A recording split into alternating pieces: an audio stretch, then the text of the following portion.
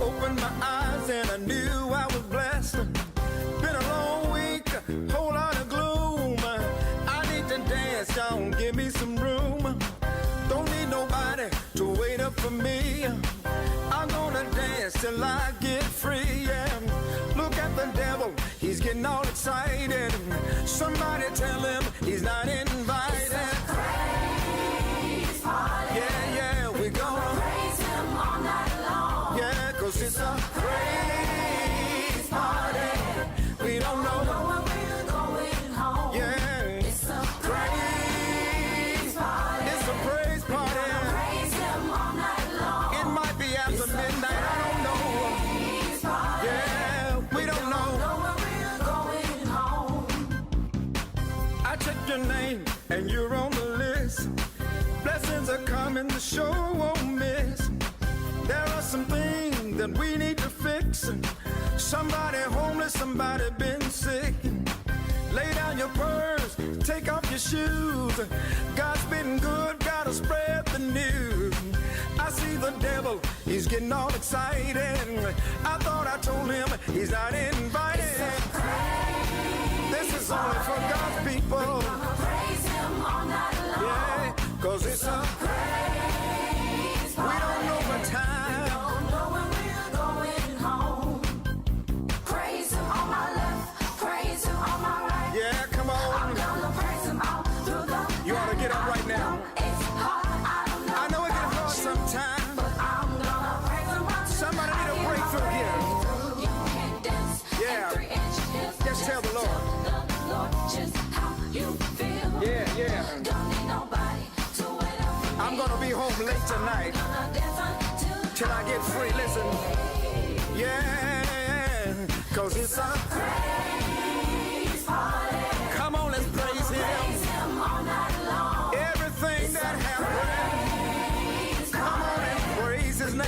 Know when we're going home. Yeah, it's a Praise you ought party. to lift your hands right there.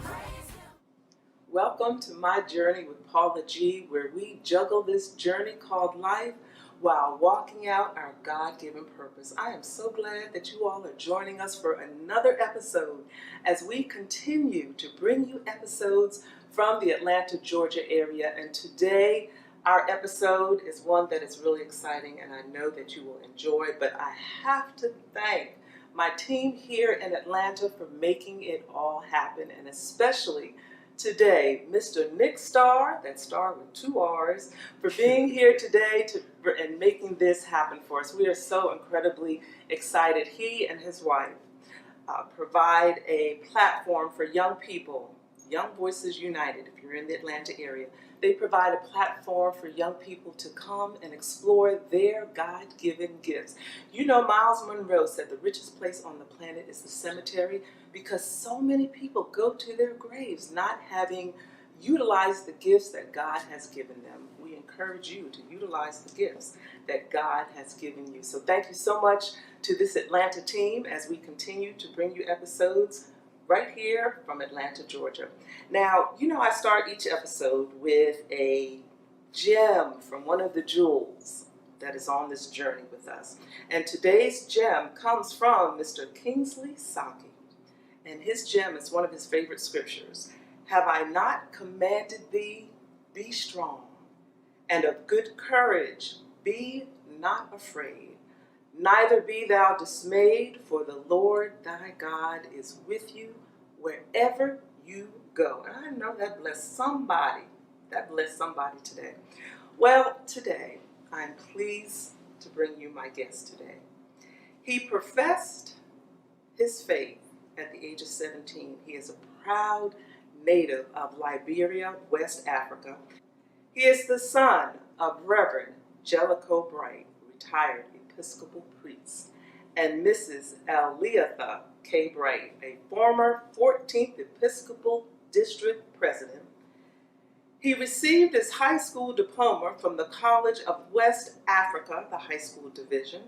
He received his Bachelor's of Theology degree with honors from the Liberia Baptist Theological Seminary. He received his Master's of Divinity in Theology and Homiletics, said that right, and a Doctor of Ministry degree from Turner Theological Seminary at the Interdenominational Theological Center in Atlanta, Georgia. He is married to Mrs. Rita Williams Bright. They have 2 beautiful children, Tarue Richard Allen Bright Jr. and Taretta Bright.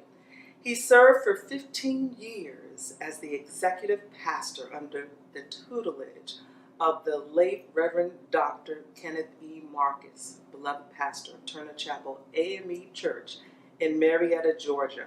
He has challenged his congregation to awaken the fire to make a difference. Yes, he's an avid runner, he's an avid golfer. He is senior pastor of Turner Chapel African Methodist Episcopal Church of Marietta, Georgia. He is Reverend Dr. Tarue Richard Allen Bright. Thank you for joining us. Thank you, Paulette. I'm so happy to be here. I'm so happy to be here. I am happy that you're I'm here, here. and I'm honored that you're here because you just came off a long journey from Trinidad. Yes, and we're going to and talk about Tobago. that. Yeah. We're going to talk about that in the second Yeah. half, but I really appreciate you being And here. I appreciate you coming And to. thinking it's not robbery. You have had quite a journey Yes. to what brought you here. You know, we've heard the song, If I Look Back Over My Life, and I think things over. Yeah. As you look back over your life, take us back a bit to the Civil War. You mentioned that one time from the pulpit and being a refugee. Kind of share with us a little bit Well, of your journey. Again, I say thank you for having me. I have had quite a journey in my life. I grew up, my mom on Gertie Street. Mm-hmm. Gertie Street was notorious for drugs and prostitution and all of that. It's almost like anything good come out of Gertie Street. Mm. And my mom was able to nurture us in that environment, still loving God. And then I moved with my dad and grew up later on with my father. Yes. But then, Civil War came to Liberia. I'm from West Africa, Liberia. We have 14 years of one of the most brutal civil crises anybody have ever seen. Yes. Destruction, loss of lives and property, just all over the place. And in the midst of that, I was displaced. My siblings and I, my parents. Together or separate? We were separate. Sometimes we were together, but most of the time we were separate. Displaced for so many months, and then I became a refugee in Ghana for about 6 months. There's a refugee camp in Ghana called Budiboro. And I stayed there for more than 6 months as a refugee, and then I ended up coming back home. And so, having lost everything, having experienced death in my family because of civil crisis, having seen that once we were described as the darkest part of the dark continent, Africa, and having seen how God has turned it around. He said, I know the plans that I have for you. Plans to bless you, to prosper you, to give you hope in the future. And see what God has taken me from. Every time I talk about it, I get so excited. Because I know that God is in the blessing business. I know that God is able to turn things around. I know that if God could do it for me, God can do it for anybody. It doesn't matter where your situation, what situation you find yourself in. Just believe that God is able. Listen, Jesus said, the thief comes to steal, kill, and destroy. He said, but I come that you may have life. And not just any kind of life, but life more abundantly. And that's why I continue to encourage people that God wants to give you an abundant life. And normally the enemy knows that. And so he would try to do everything and anything to derail that abundant life that God has for you. But if you trust God, if you have faith in God, one day you will look back over your life like how I'm looking back over my life now, and you will have every reason to bless God because you will say, God, look at what you've done for me. And what you brought me through. Where you brought me through. Look where you placed me. He will always put you on a solid rock to stand because that's who God is. And that's what God wants to do for us. If God can do it for a young man from West Africa, from Liberia, a country torn apart by civil crisis, bring him to the United States of America, bring him to Georgia where he did not know anybody. And You came here not knowing. I came to school. Nothing. I came to school. Mhm. I came to Turner Seminary at the Interdenominational Theological Center. And my wife and I were together, you know, anybody. In fact, we just visited Turner Chapel.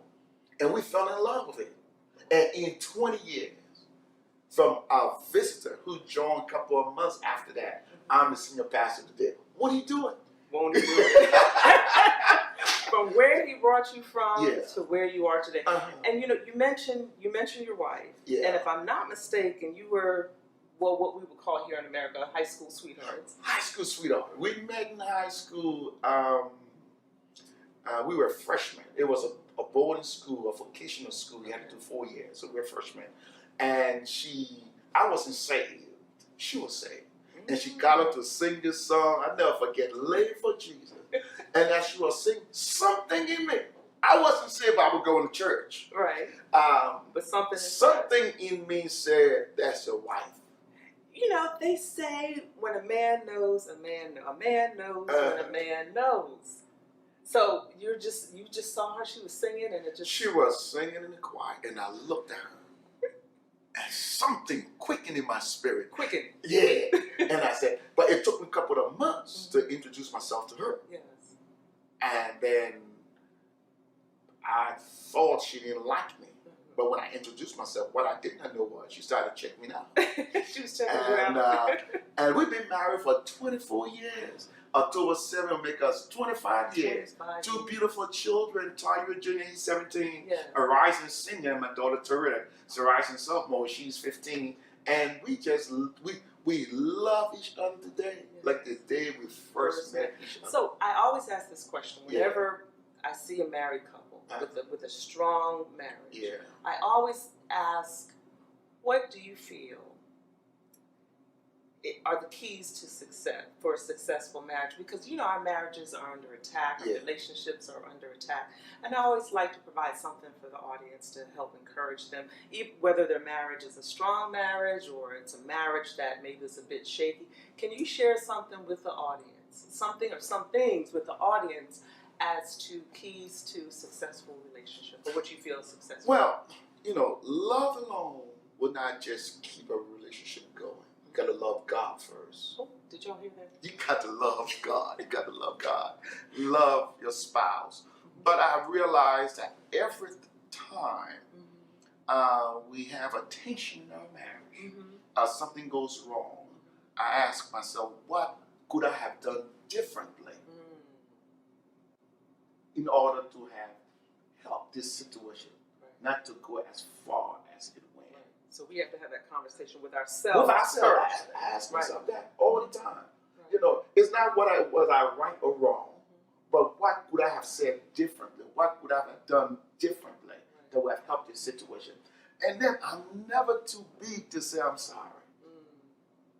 You know, I've learned a long time ago that the strength of your relationship always is dependent upon you overcoming one obstacle. Every time you overcome one, it gets stronger. Every time you overcome one, it gets stronger. You build on that. You build the foundation. And then there's another thing. You know, my wife, I'll come home because, you know, we all grew up in different environments and all of that. So I'll come home and I'll see something wrong or something like maybe, you know. And I'll say, why you didn't move this or why you didn't do it? And she would say, if your finger needs to be moved, you move it. If your finger needs to be corrected, you correct it. Don't wait for me to correct it. Because I'm not your maid. Right? Oh, she just tells you right. I'm your wife. She You just know. tells you right out. And so many things that I have learned growing up, Yeah. thinking this is how a wife. Then when